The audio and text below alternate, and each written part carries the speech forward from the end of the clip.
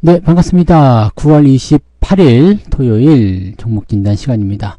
날씨가 좋으니까 나들이들 많이 가시겠죠? 네, 좋아요. 자, 나들이를 편안하게 가실 수 있도록 또 종목진단 빨리 진행을 해드리도록 하겠습니다.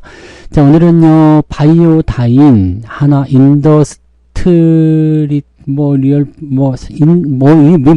하나 인더스트리얼 솔루션즈인가? 네, 아무튼, 네. 개떡 같은 이름을 가진, 네, 한화 인더스트라고만 썼습니다. 그래서, 너무 길어. 이름 왜 이렇게 길어요? 한화 인더스트리얼 솔루션, 12글자입니까? 와, 왜 이렇게 이름을 지었지? 한화 인더스트, 여기까지만 해도 되잖아요. 자, 아무튼요, 요거 하고요. 뉴스 테마 특징 종목은 KB금융, FN가이드. FN가이드는 지난번에도 진단해드렸는데, 또 특징적인 모습이 나타났죠. 지난번에는 상한가에서 진단해드렸지만, 이번엔 하한가에서 진단해드리게 됐습니다. 자, 인기금액 상위 종목은 SK하이닉스, 따끈따끈하죠. 네, 그 다음에 셀트리온 알아보도록 하겠습니다. 바이오다인 먼저 알아보도록 할까요? 네, 바이오다인. 20%나 올라왔네요. 네, 좋은 소식이 있었을 거라 생각이 듭니다. 그죠? 네. 지금 상황 보면은, 네, 저항 때도 넘어섰네요. 네, 그 다음에 권리락이 보이는 거 보니까 무상증자 세게 한번 때린 것 같은 느낌이 좀 있죠. 자, 그리고 배당락. 배당락은 뭐 배당을 줬는지 안 줬는지 뭐 이렇게 특별하게 중요하진 않으니까요. 뭐 보통 바이오 기업들이 배당을 많이 주는 경우는 없습니다. 그래서 요거는 별로 중요하지 않을 것 같고, 일단은 무상증자가 있었다는 거. 네, 그래 80%나 깎을 정도였으면은 대단히 많이 줬을 것 같네요. 네, 한 8대1, 9대1, 뭐 이 정도 나왔을 것 같고. 자, 그 다음에 그 자리를 이제 넘어서면서 새롭게, 네, 부상하고 있습니다. 이렇게 되면은 굉장히 강하다는 느낌이 들 수가 있겠죠. 월봉상에서도 지금 새롭게 출발하는 형태의 그런, 뭐랄까요. 그 상승 대가리? 뭐 이렇게 한번 볼 수도 있나요? 네, 그런 느낌들이고요. 괜찮네요. 거래가 많이 늘었고. 근데, 수급이 조금 꼬이는 것 같은데, 외국인들이 매도를 쳤습니다. 주가가 올라갈 때 매도를 치고요. 기관 쪽은 매수가 들어왔는데, 내용이 뭔데? 내용을 한번 보자. HWO, 세계보건기구네요. HWO에서 자궁 경부암 예방 가이드라인을 개정을 했는데, 여기에서 이제 그 자궁 경부암 그 예방에 대한 내용을 할 때 그 무슨 검사를 받아야 되는데, 여기에서 이제 이 로슈의 검사 단계가 추가가 됐다. 로슈는 이제 회사예요. 네, 회사인데 이 로슈의 이 검사 방식이 무엇이냐? 바로 이 바이오다인이라는 기업의 기술력을 접목시켜서 만든 내용이다. 이렇게 되어 있는 거죠. 그래서 로슈가 오는 4분기부터 바이오다인 기술이 적용된 장비 및 시약키트 등을 글로벌 시장에 출시할 계획이다. 이렇게 되어 있습니다. 그러면 이제 수혜를 좀 입을 수 있는 가능성이 좀 있겠죠. 네. 실질적으로 보면은 이 바이오다인이 가지고 있는 이 뭐 LBC라는 기술이 있대요. 이게 이제 뭐 바람을 이렇게 이용해 가지고 뭐 그 시료를 이제 슬라이드에다가 고르게 그 펴바르는 뭐 그런 기술이라고 하는데, 뭐 잘은 모르겠어요.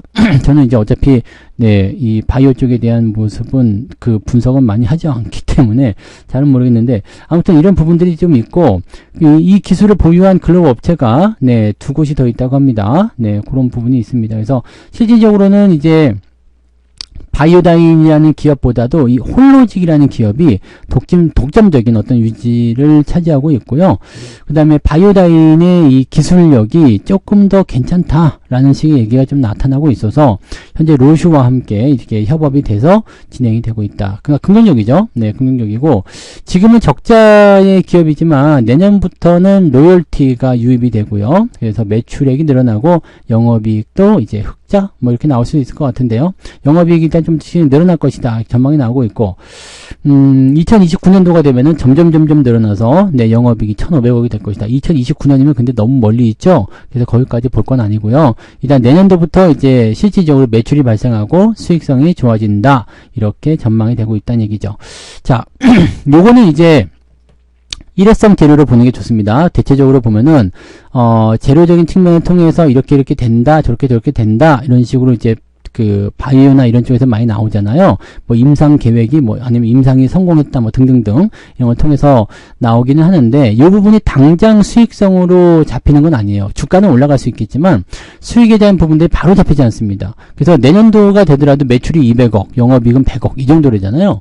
그러니까 시가총액은 6,300억인데 글쎄요 라는 생각이 좀 들 수가 있죠. 그러니까 이런 거에 좀 지칠 수가 있어요. 투자자들 같은 경우는 단기에 뭔가 이슈가 나오면 이게 뭔가 대박이 터질 것이다. 앞으로 시장 전망이 어마어마할 것이다.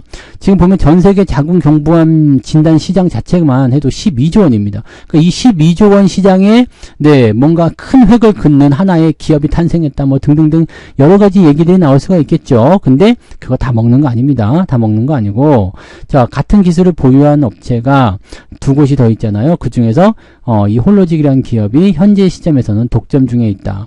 물론 바이오다인의 기술력이 더 좋지만 독점의 체제를 깨트리기가 쉽지가 않습니다. 엔비디아보다 좋은 AI 칩을 만드는 회사들이 등장하고 있지만 그 독점 체제를 깨기가 쉽지가 않은 것처럼 네, 그렇다고 보시면 됩니다. 그래서 지금 현재로서는 일단 좋은 소식이고 포지션도 굉장히 좋아요. 흐름도 좋은데 일회성 재료일 것으로 생각됩니다. 그래서 서서히 이제 흐름을 타고 가면서 움직임이 나올 수 있는 가능성이 있기 때문에 긍정적으로 보여지긴 합니다만 지금 시점에서 막 추가적으로 막 어마어마하게 올라간다라고 생각하기는 조금 애매할 것 같습니다. 다만 이제 이 고점을 넘어서는 이제 즉 저항대 다 넘어섰잖아요. 그렇기 때문에 17,000원 정도 지지라인 때는 이제 형성이 될 것 같아요. 그러니까 지금 이제 20%나 올라왔잖아요. 여기서 좀 내려갈 수 있다는 얘기죠. 또는 뭐 더 올라간다고 하더라도 지금 과매수가 들어갔기 때문에 조정이 그렇게 멀리 있지 않을 것 같아 보입니다. 약간의 좀 주춤거리는 모습이나 아니면 차익 매도가 분명히 나올 거예요. 그래서 그런 식으로 생각해 본다면 지금 시점에서 단기적으로 대응하고자 하시는 분들은 몸통 절반 자르라고 했죠. 2만원 딱 정해져 있네요. 누가 이렇게 또 예술적으로 몸통 절반을 2만원으로 맞춰놨을까요? 자, 2만원 지지선입니다. 2만원 위쪽에서만 보유하시고 아래쪽 내려가시면 단기적 차익 실현 권장해 드립니다. 나는 길게 보고 싶다 이런 분들은 17,000원 지지선 보시면 되는데 일단 주가가 이렇게 조정이 한번 들어오게 되면은 지지선에 부딪힌다고 하더라도 쉽게 다시 재반등하기가 어렵습니다. 물론 재료가 계속 붙어지면 모르겠지만 지금 이 재료가 계속해서 막 터져나올 만한 그런 재료는 아니란 말이에요. 그러니까 그렇게 경쟁심을 좀 가지시면 좋을 것 같습니다. 그래서 2만원 위쪽에서만 보유하시는 걸로 권장해 드리고요. 신규 접근은 그다지 네, 권장하고 싶은 내용은 아니네요. 상황을 조금 더 보면서 천천히 보시는 게 맞을 것 같아 보이죠? 네. 자, 그다음에 한화 인더스트까지만 치면 나오겠죠. 네. 한화 인더스트리얼 솔루션즈. 이거 그때 이름 짓는다고 할 때 내가 기함을 토했던 것 같은데 이 종목을 진단을 하고 있네요. 자, 하나 에어로스페이스. 이것도 길어. 하나 에어로스페이스도 긴데 여기서 튀어나온 것이 이제 더 기네요. 인적 분할이죠. 그래가지고 분할이 돼가지고 하나 에어로스페이스 남아있고요. 그 다음에 하나 인더스트리얼이 이제 또 새로운 종목으로 이제 탄생을 하게 된 겁니다. 근데 17%나 밀렸어요. 요 부분도 이제 지금 인적 분할이기 때문에 하나 에어로스페이스 주주분들은 하나 에어로스페이스와 하나 인더스트리얼 이 두 개를 다 가지고 있을 거예요. 자, 그럼 이제 어떻게 하면 좋을까인데 자, 이 하나 에어로스페이스는 방산 쪽으로 집중이 되는 거고요. 하나 인더스트리얼은 이제 그 반도체 쪽으로 보시면 될 것 같아요. 네, HBM용 TC 본더, 이게 칩을 결합하는 장비인데 요거를 제조하는 네, 하나 정밀기계, 네, 그다음에 AI 관련해서 보안업체 하나비전 요걸 이제 자회사가 갖고 있기 때문에 이 하나 인더스트리얼 솔루션즈는 일단 기본적으로 무엇이다? 네, 하이닉스에 이제 이 납품을 하고 있어요. 실제로 장비를 납품하고 있는 것, 납품하고 있는 게 아니라 공급을 추진 중에 있다고 지금 전망이 되고 있네요.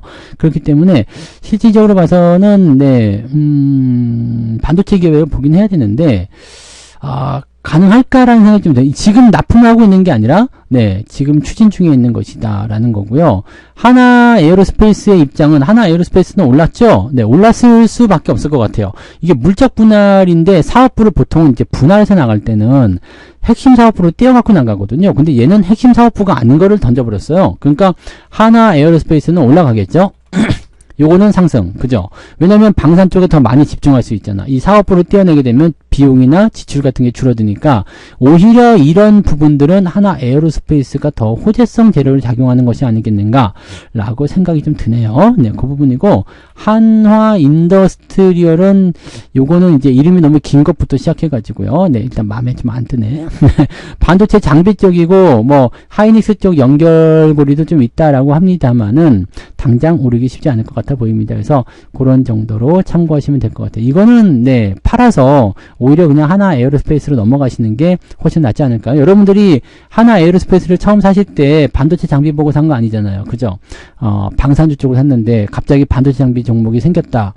그래서 이것을 할 필요는 없을 것 같아요. 네, 그냥 지금으로서는 오히려 하나 에어로스페이스가 더 나아 보입니다. 그러니까 보통은 선구영신인데 그거는 이제 물적 분할이나 이런 거 할 때 이야기고 인적 분할 같은 거 했는데 이게 보통은 인적 분할을 해서 선구영신이라는 전략을 세울 때는 남아있는 기업이 홀딩스가 될 때거든요. 근데 이렇게 사업부를 분리해가지고 쭉 찢어냈다. 근데 핵심 사업부가 아니라 그냥 주변 사업부를 뜯어내가지고 인적 분할시켜서 쫓아낸 건 아니죠. 이게 분리해냈다라고 하면은, 저는 하나 인더스트리얼은 안 가지고 있을 것 같아요. 그래서 오늘 만약에 이제 대응이 좀 됐었다라면, 상장일날 대응이 됐었다라면, 저는 그냥 매도하고, 하나, 에어로스페이스로 넘어가지 않았을까 생각합니다. 일단 내가 투자를 어디다 했는지를 생각하는 게 중요합니다. 내가 투자를 방산에다 한 것인가 반도체에다 한 것인가. 반도체에다 하신 거라면 그냥 홀딩하시는 게 맞겠죠. 네, 이쪽을 갖고 있는 게 맞죠. 근데 지금 현재 시점에서는 그렇게 분위기가 썩 좋지 않습니다.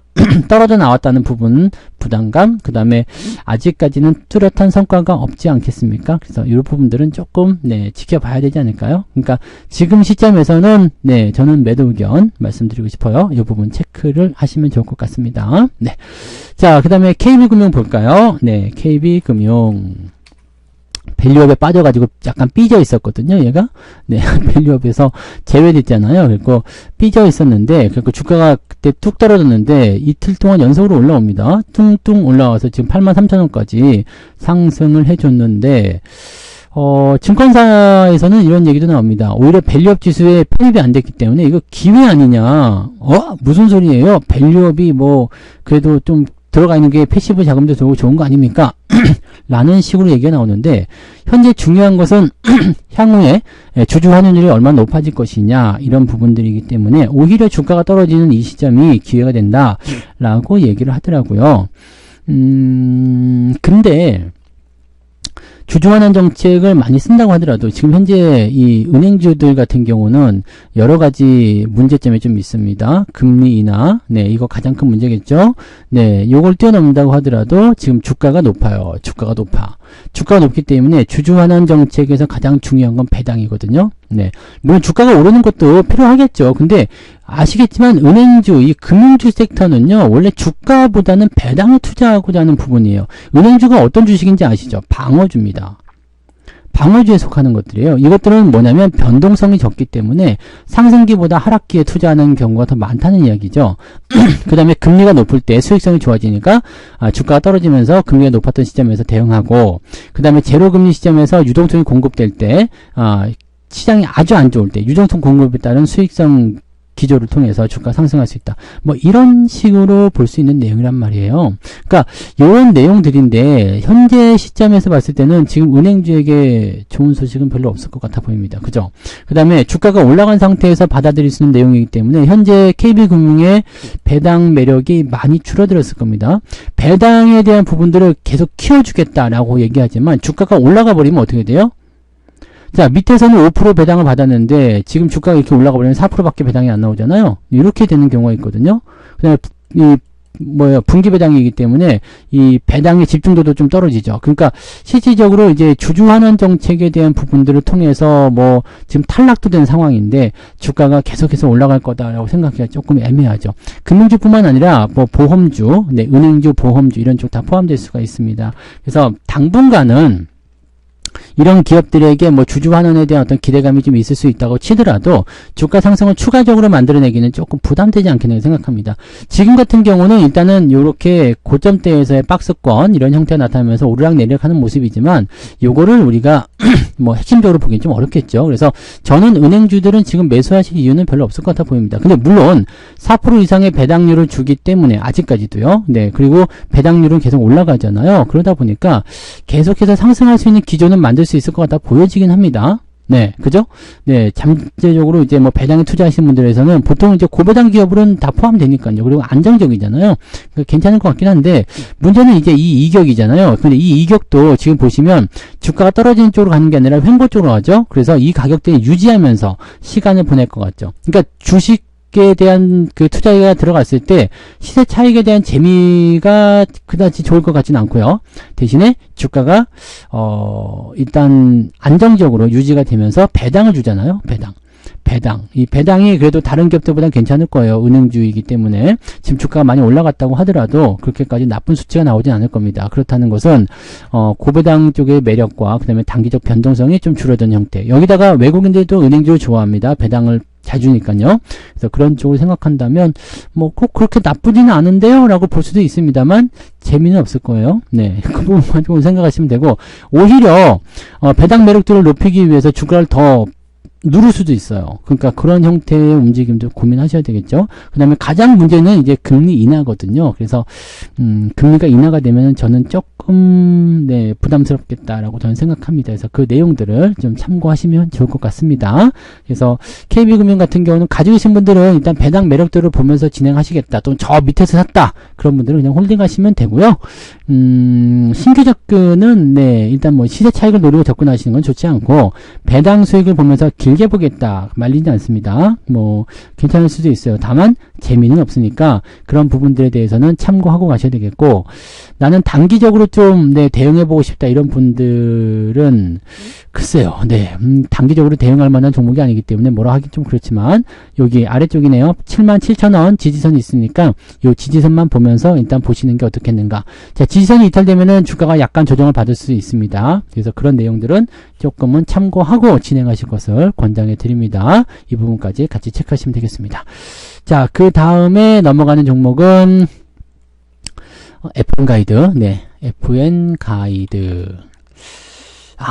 이거는 네, 지난번에 변동이 나타날 때 매도를 하라고 말씀을 드렸었잖아요. 근데 그게 지금 제대로 시행이 안 돼 있으면 아주 곤란할 것 같은데, 지금 하한가 수준에서도 매도를 하겠다는 사람들이 계속 나오고 있기 때문에요. 이렇게 되면은 오히려 낙폭이 더 커질 수도 있어요. 지금 경영권 분쟁 때문에 이렇게 주가가 올라가긴 했는데, 그 부분들에 대해서 이제 주가가 너무 올라가니까, 네, 기대치보다 너무 올라가니까 이제 차익 시장이 나오고 있는 것 같은데, 이렇게 되면 한 번 더 빠진다 봐야 됩니다. 더 빠질 것 같고요. 지금 지지라인 따라 볼 수 있는 구간이 여기 15,000원 밑에 있단 말이에요. 근데 매도할 기회를 충분히 주는데 왜 매도를 안 하고 있을까? 네. 왜 매도를 안 하고 있죠? 경영권 분쟁에 대한 부분들은 당연히 서로 간에 지분 싸움이 일어나기 때문에 주가가 반등할 수 있는 기회가 있지만, 그거 이미 반영 다 됐잖아요. 반영 다 됐기 때문에, 이번에 내려가고 나서 다시 반등 나올 때 더 크게 올라간다는 기대감은 갖지 않으시는 게 일단 좋을 것 같은데요. 네. 이거는 그냥 매도 의견입니다. 뭐 진작에 팔았어야 돼요. 네, 진작에 팔았어야 되고, 제가 그때 시황을 통해서도 한번 말씀드린 것 같은데, 여기 물량이 조금 이제 찔끔 나올 때, 이럴 때 매도를 좀 치는 게 좋다라는 얘기 해드렸던 것 같은데, 그리고 거래 정지, 그 다음에 이렇게 터질 때, 이럴 때 매도 바로 들어가셨어야 돼요. 네, 그렇게 하는 부분인데, 일단은 11,000원대까지는 봐야 되겠죠. 네, 추가적으로 떨어지면 그렇게 되겠습니까? 네, 그 정도 딱 빠지겠네요. 그러니까, 추가적으로 하한가가 나올지 안 나올지 모르겠습니다만, 일단 10%대 이상의 하락은 한 번 더 보셔야 되지 않을까 생각됩니다. 근데 이게 15,000원대까지 떨어지게 되면은 지지가 나오기 때문에 이때 매도하는 건 의미가 없을 것 같아 보이잖아요. 네, 이럴 때 매도는 또 의미가 없을 것 같은데, 이게 바로 타이밍을 놓치면 되게 곤란해지는 경우가 되는 거거든요. 지금은 일단, 15,000원대 이상 지지가 나오는지 확인해 보고요. 네, 어차피 떨어져서 시작한다 그러면은 방법 없잖아요. 그래서 기다려 보고, 대신에 이제 지지선을 좀 지켜서 보시면 좋겠어요. 하한가가 한 번 더 나오지 말란 법이 없거든요. 그래서 근데 기업이 잘못한 것도 아닌데 너무 많이 패는 거 아닌가 싶기도 합니다. 최종 지지 라인 때는 여기요. 13,500원쯤 되는 것 같은데, 일단은 떨어져 시작하기 때문에 가까이에 있을 거예요, 지지선이. 그래서 요 지지가 되는지 여부 확인하시고, 지지가 안 되면, 애매합니다. 대신에 지지가 된다면, 단기적 반등을 통해서라도, 또 어느 정도 성의 표시는 할 수가 있겠죠. 지금 과매도 국면 들어가기 때문에 아마 한 번 더 두들겨 맞으면 반등 나올 가능성이 높을 것 같거든요. 그래서, 일단 월요일날 바로 매도하는 것은 조금 고려하시면 될 것 같습니다. 네, 반등 여부 지켜보고 대응하시고요. 일단은, 네, 아침 시작할 때 한 번 더 맞을 것 같긴 합니다. 한 번 더 두들겨 맞을 것 같으니까 그런 정도는 생각하시고요. 지금 상황으로는 한 10% 정도는 한 번 더 맞을 것 같거든요. 왜냐면 아래쪽 지지선이 10%대이기 때문에 그 정도는 맞을 것 같은데 한번 보자고요. 네, 그거는 제가 딱 단언하기가 어렵기 때문에 뭐라고 말씀드리기 좀 어렵겠네요. 그래서 그런 정도로 좀 생각하시면 좋을 것 같아요. 지금 상황에서는 매도가 일단은 얻어맞고 시작해서 급락해서 시작한다면 매도가 당장은 의미가 없습니다. 그래서 저기 15,000원 또 13,500원 그 라인대 지지가 되는지 여부 꼭 확인하시고, 지지가 안 되면 파시는 게 맞죠. 네, 그게 맞고요. 지지가 된다면은 기술적 반등을 통해서 어느 정도 올려놓고 팔아먹을 수 있을 것이다 라고 생각되니까 그런 부분 보시고, 매수나 이런 것들은 생각하지 않으시는 게 맞겠죠. 그래서 그런 부분들로 같이 보시면 좋겠습니다. 자, 하이닉스 볼게요. 네. 하이닉스는 말이 많긴 합니다. 네, 모건 스탠리가 또 미친 듯이 사들이고 있다면서요. 그런 부분도 좀 있고, 이번에 또 재밌는 소식 중에 하나는 무엇이죠? 모건 스탠리가 마이크론의 그 목표 주가를 슬그머니 올렸다라는 얘기가 있습니다. 너무 웃기지 않아요? 네. 이게 140달러에서 100달러 낮췄다가 지금 110달러인가로 좀 올렸다는 것 같은데, 하여튼 그런 수준으로 하고 있다는, 이 모건 스탠리의 이런 행동을 생각해 보면, 지난번에 우리가 그 148,000원에 매수를 했잖아요. 이때가 반도체 겨울이니 그러면서 그 아주 난리를 칠 때였어요. 네. 그래서 이때 제가 아무리 생각해도 모건 스탠리의 이야기는 좀 말이 안 된다고 그랬잖아요. 공급 과잉이라는 게 도대체 어디서 나온 말이냐, 무슨 데이터를 가지고 얘기한 거냐인데, 지금 마이크론의 실적이 증가하면서 수요가 탄탄한 게 확인이 되니까 이제 슬그머니 말을 좀 바꿨어요. 근데 이게 이렇게 한 달 만에 업황이 휙휙 바뀐다는 게 말이 됩니까? 안 되겠죠. 그래서 얘네들은 약간 의심된다는 얘기입니다. 그러니까 이 하이닉스에 대한 선행매매, 이 의혹도 있잖아요. 이거 지금 어떻게 되고 있죠? 네, 이거 잘 모르겠네. 네, 빨리빨리 조사해가지고 벌금 내리든지 해줘야 될 거 아닙니까? 선행매매. 이거 무서워서 하겠어요. 그죠? 네. 이 선행매매에 대한 의혹이 있었고, 그 다음에 리포트 발간, 그래서 주가 폭락, 그 다음에 다시 사들인다. 와우, 이거 뭐야? 이거는 그냥 말 그대로잖아요. 가지고 있는 거 팔아가지고 리포트 해가지고 주가 폭락시킨 다음에 밑에 다시 사겠다는 거잖아. 이게 주가 조작이지 뭡니까? 근데 이거를 또 그냥 혐의 없음으로 풀어내거나 아니면 벌금 찔끔 매기고 말거나 그렇게 나오면 진짜 너무한 거 아닌가 싶습니다. 네. 아무튼 그런 상황이고요. 모건 스탠리가 또 미친듯이 폭풍 매수를 하고 있다고 하니까 아유, 더러운 자식들 또 그렇게 헤쳐먹고 네, 어디 잘 가나 보자 이렇게 한번 봐야 되려나요? 아무튼 그런 부분 때문에 모건이 때문에 지금 반도체가 전체적으로 좀 밀렸었는데 지금은 다시 상승세를 보이고 있다는 것에 주목하셔야 되겠죠. 자, 그 다음에 HBM3E 12단에 대한 양산을 시작해서 이제 엔비디아에 납품할 것이다 되어 있기 때문에 기대감도 굉장히 커진 상태입니다. 자, 지금 저항대에서 약간 부딪힐 거다라는 말씀 좀 드렸었잖아요. 19만원 정도 이 저항대가 있기 때문에 요거를 일단 해석은 넘어가야 돼요. 자, 주가는 다시 20만원 또는 그 이상까지도 올라갈 수 있는 가능성을 열어놨습니다. 근데 지금 저 저항대를 어떻게 해석할 것이냐, 이 부분이죠. 지금으로서는 이제 삼성전자의 이 3분기 실적이 발표되면서 거기에 대한 내용과 그 다음에 4분기 가이던스 등등등 얘기가 나와야 되긴 합니다만, 지금 보시면 아시겠지만 하이닉스 같은 경우는 외국계 증권사들이 바바바바박 매수가 그냥 미친 듯이 들어가 있습니다. 네. 이거는 더 말할 필요가 없어요. 그래서 주가 상승에 대한 부분들이 충분히 연결될 수 있는 거고요. 어제 같은 경우도 거의 4천억, 매수가 들어왔죠. 네, 매수를 엄청나게 해주고 있다는 것만 기억해 주시기 바랍니다. 그래서, 반도체 쪽에서 어떤 업황의 어떤 부담감 이런 부분들보다도 하이닉스에 대한 기대감이 다시 커지고 있고요. 그리고 실적이 좀 다운될 것이라 생각했지만 오히려 예상보다 더 좋게 나올 수도 있다. 이렇게 되면 주가 더 많이 뛸 수도 있잖아요. 네, 그래서 그런 쪽으로 보시면 되겠습니다. 그리고 반도체 업황이 이렇게 좀 괜찮은데요 라고 얘기가 나오게 되면 뭐 삼성전자 같은 경우도 올라올 수 있겠죠. 네, 삼성전자는 내일 종목 진단 해드릴 예정이니까 오늘 좀 뺐습니다. 자, 아무튼 하이닉스를 보게 되시면 이 저항만 해결하시면 됩니다. 그러면 아래쪽 갭상승한 부분이 있죠. 네, 이 부분 17만 8천원 좀 되겠는데 이 자리 그냥 지켜줄 것 같죠. 특별한 거 없고요. 뭐 만약에 좋은 소식이 전해지고 또 분위기가 조금 달아오를 수 있다라면은 19만원을 바로 넘겨서 시작할 수도 있습니다. 그래서 뭐 기대감이나 부담감은 크게 나쁘지 않기 때문에요. 네, 그냥 홀딩하시면 됩니다. 이거 뭐 밑에서 무서울 때 파는 게 아니고 무서울 때 오히려 사야 됩니다. 여러분 14만 8천 사신 분들은 지금 20% 넘게 수익 나왔잖아요. 그리고 지금 기대감을 또 그대로 가져갈 수 있기 때문에 더 많이 갈 수도 있어요. 그러니까 이런 내용들은 여러분들이 잘 체크하고 가시면 됩니다. 이런 반도체에 대한 걱정은 일단은 올해는 하실 필요가 없다고 말씀을 드렸으니까요. 그 부분들만 잘 활용해 주시기 바랍니다. 4분기 실적은 더 좋아요. 네.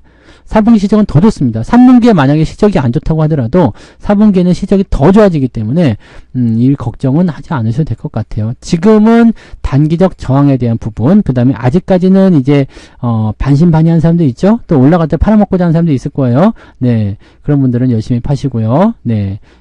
뭐 제가 이제 매수할 때쯤 됐을 때 제가 이제 돈이 생겨서 매수할 때쯤 됐을 때 주가가 좀 떨어져 있으면 더 좋을 것 같아 보이긴 하는데 과연 그럴 수 있을런지는 모르겠습니다만 아무튼 하이닉스에 대한 기대감은 조금 더 가져가시는 것도 괜찮습니다. 저는 강력하게 홀딩 말씀드리고요.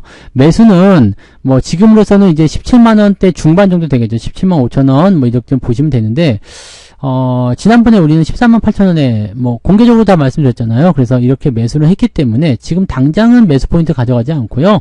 이 61선까지 다 해결되는 정배열 전환되는 거 확인하고 그때서 매수하든지 뭐 그렇게 한번 고민해 보도록 하자고요. 저는 높은 자리에서는 매수를 잘 안 하기 때문에요. 근데 포지션이 바뀌게 되면 이제 18만원이나 19만원 정도도 저점이 될 수도 있기 때문에 그거는 이제 좀 기다렸다 대응할게요. 그래서 지금은 매수 의견 없고요. 홀딩 전략만 말씀드립니다. 참고하시고요. 셀트리온 볼게요. 셀트리온은 재료가 없어요. 재료가 없고 그냥 편안한 종목입니다. 아무런 뭔가가 없습니다. 근데 재밌는 거는 이제 최근에 그래도 바이오 쪽 상승이 좀 있으면서 주가 흐름이 조금 진행됐다는 얘기거든요. 그럼에도 불구하고 뭐 티가 나지 않습니다. 내가 18만원에 샀는데 지금 19만 4천원이야. 뭐 올라온 게 없잖아요. 그러니까 이런 형태의 느낌이라고 보시면 되는데 분명한 것은 이제 추세가 전체적으로는 좀 개선되고 있다는 거죠. 그 다음에 오름세를 보이고 있기 때문에 셀트리온 같은 경우는 저는 매수 의견도 나쁘진 않다고 생각합니다. 바이오 쪽에 보실 분들은 저는 삼바보다도 셀트리온이 더 낫다고 생각하거든요. 물론 뭐 실적이나 이런 부분들이나 따져봐야 되긴 하겠습니다만 셀트리온이 훨씬 더 안정적이다라고 생각되긴 합니다. 그리고 셀트리온 같은 경우는 지금 제약 뭔가 재료나 이런 부분들은 좀 적거든요. 근데 진펜트라에 대한 부분들, 이게 자가 면역 치료제인가요? 뭐 그렇죠. 여기에 대해서 이제 임상 3상, 여기 얘기 있잖아요. 네, 임상 3상에 대한 부분, 요 얘기가 있기 때문에 요거는 이제 좀 봐야 되겠죠. 요거 이제 지난달이었죠. 8월달 말에 나왔던 이야기였는데 유럽 임상 3상 계획 신청이라는 게 나왔습니다. 이제 한다는 게 아니고 신청한다. 네. 근데 임상 3상이 진행된다고 하더라도 이게 완전히 성공할 확률은 많지는 않죠. 그래서 요거는 더 지켜봐야 되는 부분이긴 한데 일단은 결과치가 나오게 되면은 거기에 따른 기대감은 분명히 나올 수 있겠죠. 네, 임상 시험 기간이 52주예요. 1년입니다. 1년. 1년이기 때문에 내년도 한 6월 정도쯤 되면 여기에 대한 부분들이 이제 뭐 된다 안 된다 뭐 이렇게 얘기가 나오지 않을까라고 생각이 되긴 합니다. 요거 조금 참고해 볼 필요가 있을 것 같아 보입니다. 뭐 좀 더 지켜봐야 되겠죠. 그래서 유럽 쪽에 이제 임상시험이 잘 됐다 라고 얘기한다면 네, 투자에 좋은 성과가 있을 수 있겠지만 지금 판단하기는 어렵습니다. 그 외에는 지금 재료가 별로 없어요. 그냥 바이오가 간다 그러면 같이 갔다가 떨어진다 그러면 같이 떨어지고 뭐 이런 형태거든요. 그래서 특별한 기대감은 별로 없을 것 같아 보여지고요. 합격은 어떻게 되는지 모르겠는데 왜 한다고 해놓고 하나는 안 해놨을까? 근데 그건 좀 더 봐야 되나요? 네. 뭐 그리고 얘는 지금 보시면 아시겠지만 그 주식 배당을 같이 해주거든요. 그러니까 현금 배당, 주식 배당 이렇게 있을 때 이 배당락이 수치가 있는 것은 주식 배당을 주는 기업이에요. 그래서 주식 배당, 이제 주식을 받고 싶으신 분들은 네, 셀트리온 같은 경우는 투자처로 나쁘지 않습니다. 그리고 지금 셀트리온은 저는 뭐 그렇게까지 나쁘게 보여지진 않아요. 추세적인 부분들이 일단 안정적으로 돌아서고 있는 모습이라서 시간은 조금 걸릴지 모르겠지만 조금 길게 보고 네, 대응하시면 나쁘지 않을 것 같아 보입니다. 뭐 근데 큰 변화가 없기 때문에 매수하시려면 조금 찔러놓고 상황 보고 그 다음에 다시 대응하고 이렇게 가는 게 좋을 것 같죠. 자, 매수를 꼭 굳이 하고 싶으시다 그러면 19만원대 아래쪽으로 보시는 게 유리하겠죠. 박스권 아래로 들어올 수 있다면 18만원대까지도 괜찮아 보입니다. 근데 뭐 18만원이나 19만원 아래나 뭐 그렇게 큰 차이 없으니까 대충 그렇게 매수는 보시면 되고요. 가지고 가시는 분들, 보유 중인 분들 그냥 홀딩만 하셔도 괜찮을 것 같습니다. 뭐 잠깐 흔들릴 수 있어요. 근데 아래쪽 지지가 두껍기 때문에 뭐 크게 밀릴 것 같지 않으니까 악재가 있는 것도 아니고 호재가 따로 있는 것도 아니기 때문에요. 현재로서는 그냥 유지만 잘 하셔도 별 문제는 없을 것 같아 보입니다. 그 다음에 연말쯤 되면은 얘가 약간 그 쇼를 좀 하는 경우가 있어요. 주주총회나 이런 데서도 쇼를 좀 하는 게 있기 때문에 연말에도 올랐죠. 근데 뭐 연말 때 되면 잠깐씩 오르는 그런 경우도 좀 있는 것 같더라고요. 그래서 지금 라인대가 또 그런 타이밍인가 싶기도 한데 뭐 그거는 뭐 좀 지켜보자고요. 그래서 일단은 보유 관점, 신규 매수는 18만원에 최대한 붙여갖고 매수하시면 좋겠다. 이렇게 말씀을 드릴 수 있겠습니다. 자, 이렇게 해서요 6종목입니다. 바이오다인, 하나 인더스트리얼즈 솔루션 뭐 하여튼 그거요. 그거하고 KB금융, FN가이드, SK하이닉스, 셀트리온 이렇게 말씀드렸으니까 잘 참고하시고 그 다음에 차트 내용들 잘 또 대응하셔가지고 다른 종목에 적용하셔도 돼요. 이런 재료들은. 그래서 이런 분석에 대한 부분들을 다른 종목에 적용하셔서 또 더 좋은 투자 이어나가 보시기 바랍니다. 자, 오늘 여기까지 하고요. 내일은 다른 종목으로 돌아오도록 하겠습니다. 고맙습니다. 본 방송에서 제공되는 모든 정보는 투자 판단의 참고 자료이며 투자의 최종 책임은 본 방송을 이용하는 본인에게 있습니다.